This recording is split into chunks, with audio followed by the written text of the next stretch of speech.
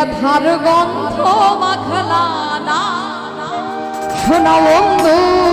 রে কথা দিয়া কথা রাখলা না তুমি কথা দিসলা আমার হইবা তুমি আমার হইয়া রইবা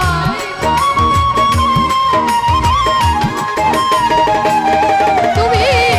কথা দিসলা আমার হইবা তুমি আমার হইয়া রইবা সেই তুমি আর আমার হইলা না শোনা বন্ধু রে কথা দিয়া কথা রাখলা না তুমি কথা দিয়া কথা রাখলা না শোনা বন্ধু রে